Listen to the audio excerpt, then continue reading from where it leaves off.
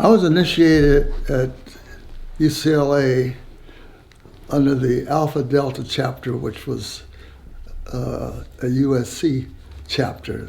UCLA had no Alpha chapters in those days. So most of us were made under the USC chapter in 1946. That was February the 1946. And it turned out that there was more UCLA members in that chapter than USC members, so we decided we would form our own chapter. Well, whenever we would have an event, there'd be being more of us than them SC people. There'd be an argument as to how the money would be distributed. So that was one of the reasons we decided to get our own chapter. And the Gamma Z chapter has been, it's pronounced Gamma Z, by the way. They started calling it Gamma Xi a few years later. Well, I graduated from Jefferson High School in 1943. I was 17 years old. There was a war going on. So I immediately, and I was 17, so they draft you from 18 to 26. So I enrolled at UCLA in February of 1943, and by the time I turned 18, I was 18 years old. I had a year in college. So the Army thought I was going to go into be an engineer. I was a math major at UCLA when I enrolled, and they deferred me. They gave me a 2A classification, so I didn't go in the Army. So when I turned 18, I was a year in college. So I stayed there at UCLA. I finally graduated and then went to UCLA in 1943. And in 1952, I was drafted in the Army. I was 26 years old, and I said, "You can't draft me. The draft goes from 18 to 26." And said, "We can draft you if you were deferred for any reason. You're subject to be drafted till you're 35." So they drafted me, and I went up to Fort Ord, and my MOS was I had a job with working with the Golden State Insurance Company. I was an accountant. It turns out that the Army Audit Agency in San Francisco was looking for auditors.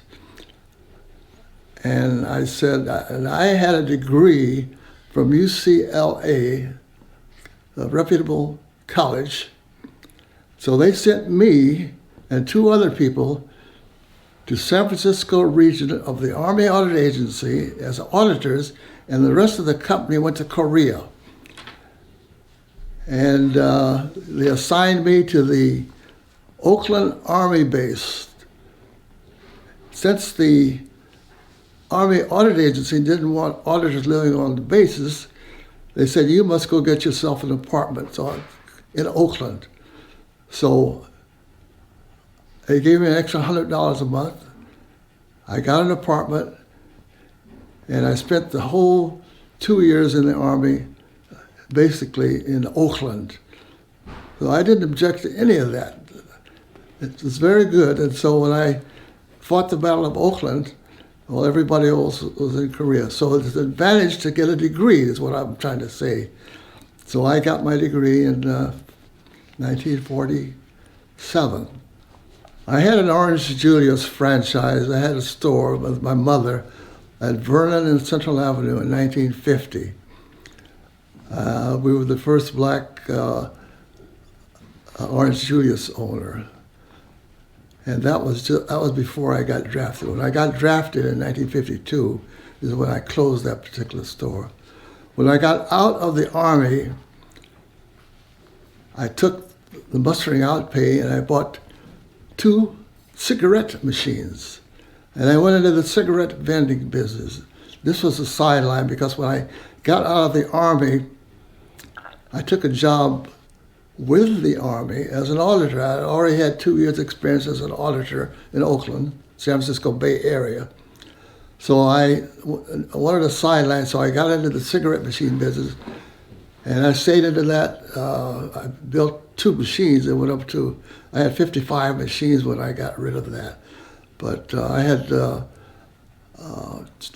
jukeboxes. I got jukeboxes later on, and I had cigarette machines and jukeboxes in the Fatburger machine, the Fatburger location, the Golden Bird, and I had several business locations up and down Central Avenue. So I was doing all this as a sideline, but it built up to quite a business. In when I was in the Army, a lot of things go back to my being in the Army. I had a skill in income tax work. I was working in Oakland with a tax man. I learned how to do income tax. And when I came back to Los Angeles, I opened my own income tax office in 1958 with 2 other fellows. So I had a income tax business, Lewis Tax Service they called it, and I just retired from that last year actually. 2015 I quit doing taxes. So I've been doing taxes, income tax business for 50 years, and right now I'm not doing much of anything. I had an Orange Julius franchise. I had a store with my mother at Vernon and Central Avenue in 1950. We were the first black Orange Julius owner. And that was before I got drafted. When I got drafted in 1952 is when I closed that particular store. When I got out of the Army, I took the mustering out pay and I bought 2 cigarette machines. And I went into the cigarette vending business. This was a sideline because when I got out of the Army, I took a job with the Army as an auditor. I already had 2 years' experience as an auditor in Oakland, San Francisco Bay Area. So I wanted a sideline, so I got into the cigarette machine business, and I stayed into that. I built 2 machines and went up to, I had 55 machines when I got rid of that. But I had jukeboxes. I got jukeboxes later on, and I had cigarette machines and jukeboxes in the Fatburger machine, the Fatburger location, the Golden Bird, and I had several business locations up and down Central Avenue. So I was doing all this as a sideline, but it built up to quite a business. In when I was in the Army, a lot of things go back to my being in the Army. I had a skill in income tax work. I was working in Oakland with a tax man. I learned how to do income tax. And when I came back to Los Angeles, I opened my own income tax office in 1958 with 2 other fellows. So I had a income tax business, Lewis Tax Service they called it, and I just retired from that last year actually. 2015 I quit doing taxes. So I've been doing taxes, income tax business for 50 years, and right now I'm not doing much of anything. The tax business is a business. I did books and records for the Memory Lane nightclub. I was the bookkeeper there, and that's where I had my tax office, was the next door to the Memory Lane. When the Golden Bird opened up, Willie Stennis was his name. It was customary for the vending machine operator to loan or to advance money to the entrepreneur. So I loaned Bill Stennis $100 to open up his stores. I always harp back on that. When he opened his second store, he didn't need $100 anymore. So I think the Golden Bird must have had about 7 or 8 stores when he closed. I had 16 Fatburger stores at one time. So I consider those business. And I have some rental service. I'm a landlord. I own property. I consider that a business. as well. And I've always been a good businessman. I own stock right now, and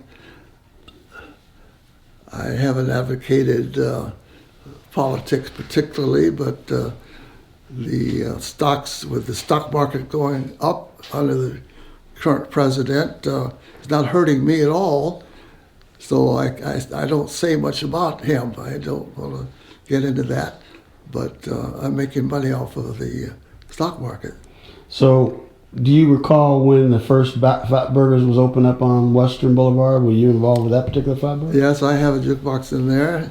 In 1982, I put a cigarette machine in there, and then later I put a jukebox in there. And that was the one on Western in '82. No, that had to be before '82.